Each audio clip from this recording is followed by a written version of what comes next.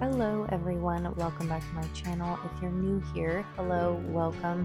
This is HustlR. He's a Mustang that I have been working with, and this is closer to the end of our training. So there's two more videos, this one and another one that's going to be coming out about his training, and I thought I would just kind of show the progress that he's made within the span of 60 days. And he's one of those horses that I don't feel like he would have fit well into a typical 30-day training situation.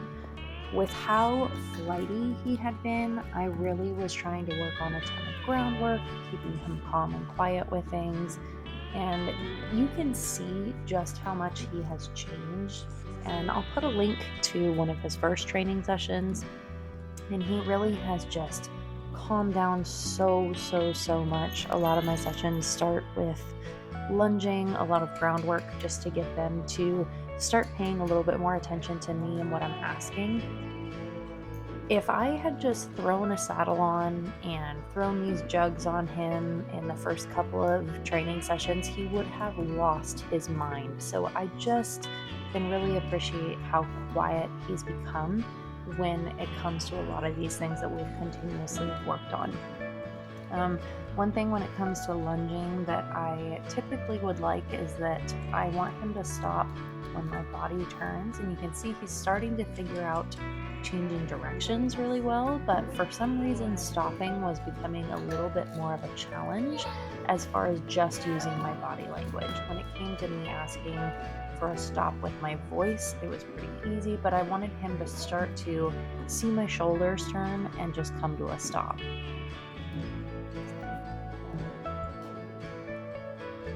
So after I got his poop picked up, because he loves to poop when we're working, we worked a little bit more on changing directions and working on transitions, and he just has gotten so much better with this. A few videos back I talked about feeling like I didn't have a solution for him because he was very flighty, but at the same time he wouldn't react to things that was scary. It was just kind of a freeze response. So we worked a lot on trying to overcome that and having teeny tiny cues with the dressage whip that I carried on different parts of his body so that he would understand that a little tap here means to move this body part or to speed up a little bit. And he is just transformed so much when it comes to that. And I'm watching this video back on mute while I'm recording the voiceover, so I'm really sorry if my kid is really loud because he was definitely talking with me that day. So after we did a little bit of lunging with the jugs on, I took this blanket that was in the arena, and because he just was so sensitive about his hind end, I worked a lot on trying to get him used to this blanket being kind of thrown around him, having it something that's a little bit higher energy, more movement. And you could see he just was standing there so well, a little bit of shifting back and forth. His ears were back and he was watching, but it wasn't anything that was crazy reactive like it was prior to all this. So again, just a little bit of a tap. You could see that sensitivity there of as soon as he feels it, he kind of flinches a little bit. And that's just with him being a more reactive horse. But he's gotten a lot better about just needing a little click and then a little bit of a tap with that dressage whip, and he just moved right forward. So at this point, I had worked a lot on getting him used to things kind of coming off of his hind end. At one point, I came off of him, and I think that part of the issue was that when I came off, I had touched his back end, and that freaked him out. So we worked a lot on trying to get the blanket to fall off of his hind end, and I didn't want him to freak out and run forward, but I wanted to acknowledge that it left his hind and then just kind of keep going with it, just kind of ignore it. So we were getting to the point that we could trot around the object after it fell. And I really liked that he was getting a lot quieter about it. If it did come off of his hind, it wasn't a blow up going forward. He just would settle back down either into a nice walk or keep trotting, which I didn't mind. So we just replaced it once more. A lot of the times when we were just walking, it would take forever to fall. So I would ask him to kind of pick the trot right there and kind of keeping him moving forward. He's very, very quiet about it, which was really nice. So I'm just asking him to come back around and go up around it instead of needing to go over it. You can see him kind of check it out. But it's very quiet to go around it and not a, oh my god, there's something on the ground and it's going to eat me.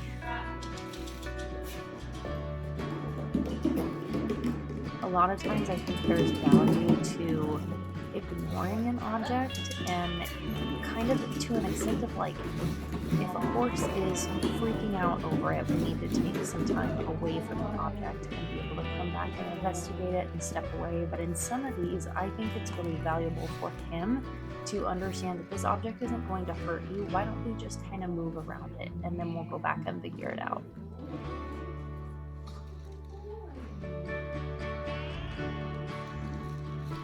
So after we did a little bit of picking it up and it coming off again, I was curious what he would do if I had this over his head. So this, I think, is something that we hadn't done before, and I just wasn't sure what he would do. So I kind of put it over his ears just to let him see what that felt like and that he could still see around him. I feel like this is something that kind of checks in to see where your horse's trust is at, and it's not something that I do all the time. It just was something to see how he would react. So you can see he had a little head bobble. He kind of started to back up a little bit, but again, he's gotten so much quieter about things that it's not like blow up reactions, especially with those jugs being on his side. This is a very different object for him at this point. So I kind of asked him to step into me a little bit, and he kind of had a little bit of a moment, but again, nothing a big freak out. I think it was partially the jugs on his side that now he couldn't see.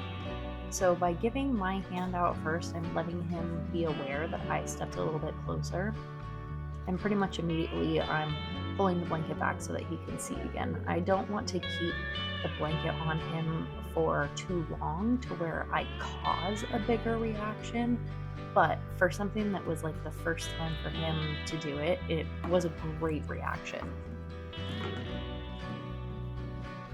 I don't remember if it was in the videos in the past, but he again has been really reactive to his hind end. So I just kind of go around every once in a while and test how he is with me touching him anywhere. And I mean anywhere. And I'm taking the dressage whip, rubbing all over his hind end, under his belly. You can see he kind of moved just a little bit there.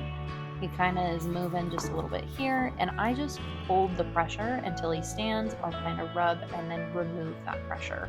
It's nothing to create a giant reaction, but I do need him to understand that by standing quietly when something is touching him, that's when the pressure will be removed. This is something that I just was getting so proud that he was figuring this part out, because this was really, really difficult for him. One way to kind of change things up, I ended up throwing a lead rope on to have some control over the near side when I had the lunge line on the off side. And this exercise is just to get them to kind of be used to yielding, but for him, again, because of that hind end, it was so difficult for him to relax into it. So by having this lead rope, I'm able to kind of bring his nose towards me a little bit instead of not really having anything to hold on to with this lunge line on the opposite side. So by having it there, I'm able to kind of mess with the lunge line and get it ready to go over his hind, and he has just got to the point that he just stands there, which is great. His head is a little bit higher than I would like, but it's not anything that's out of control. So I'm keeping that little teeny tiny bit of pressure on the lead rope just to keep his nose tipped towards me. And that lunge line falls, and you could see he was just about ready to go because he really anticipates it. But by having this lead rope, I'm able to get him to quiet down, stay with me until I ask him to move. And you could see just how much quieter it was. The first few times we did this, it was full blow-ups, so it was lovely to see it that much quieter. Some people prefer to have a bit in a horse's mouth by the time that we have reached this point in training. For him, I had a very hard time with the idea of throwing a bit in his mouth just because I felt like it added another bit of sensitivity. So I rode a lot with lead ropes or just reins going from the halter because I just didn't want to add extra. And with him specifically, he's just that sensitive where I think that teeny tiny changes need to be taken in teeny tiny steps. So when we first get on, we kind of take a minute. I always just take a breath, get myself centered, and then I come back to be able to flex him.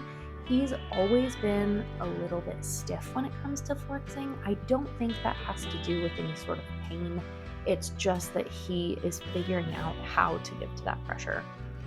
So I don't ask for much. I'm really just asking him to kind of hold his own head. I don't like when they are holding their head against the rein. I want him to come into my hand and then hold himself there. So that's where you could see I gave him that little bit of slack and then really gave to him when he sat for a second on his own. This here, I'm just taking the lead rope to make sure he's not going to freak out over things touching his butt again.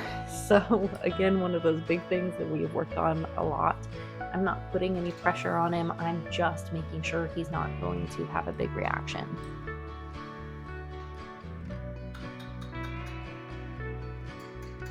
I'm getting ready to ask him to start moving forward, and with him, I kind of tip his nose a little bit, but I don't tip it very much because he starts to think to go backwards with the pressure on the halter. You can kind of see that here. Unfortunately, I went out of frame, but once I got him moving forward, he was starting to really understand what that forward meant.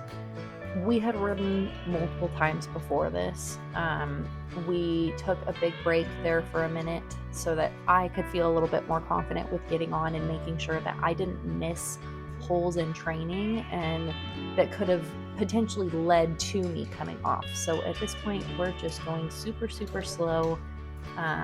We do a lot of walking along the fence and doing turns along the fence so that I can put a little bit of pressure with my leg. Also doing a little bit of direct rein and laying a rein along the outside rein, or laying my outside rein against his neck so that he starts to understand that little bit of neck reining. I personally just think it's like an added bonus in a way to do that at the same time because you're essentially training the same thing. You're just getting them used to direct pressure as well as outside rein at the same time. You can see he still does get a little bit stuck, and usually this is during the warm-up.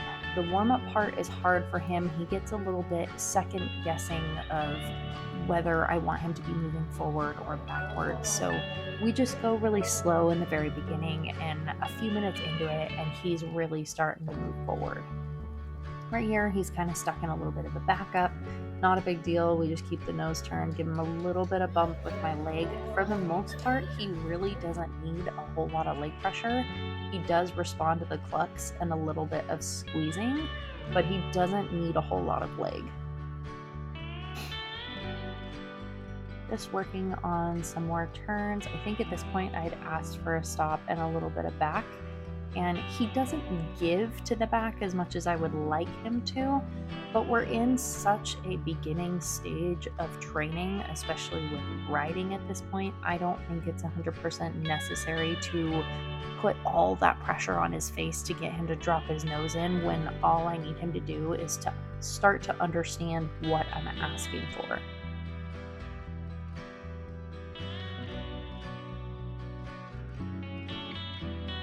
And when it comes to turns, you can see just how loose my reins are. I don't typically ride with my hands out in front of me this far. This is usually just in the very beginning stages to try to get a horse to understand very clearly what pressure versus no pressure means. It's a little bit easier to keep contact on reins with my own horse, Sage, but I can't do that with HustlR because obviously a horse that is not entirely used to pressure is going to feel that and either stop or brace against it. So a little bit crooked backup, but again, that's one of those things that I'm just not stressed over.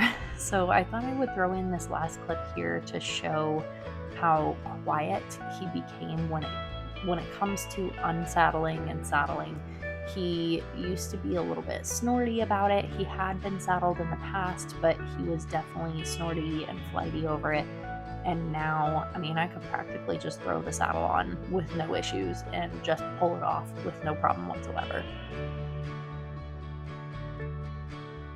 I'm even able to go under his neck, which I really don't typically do, but it was something I figured to show that he's comfortable with things moving around his head and under that blind spot.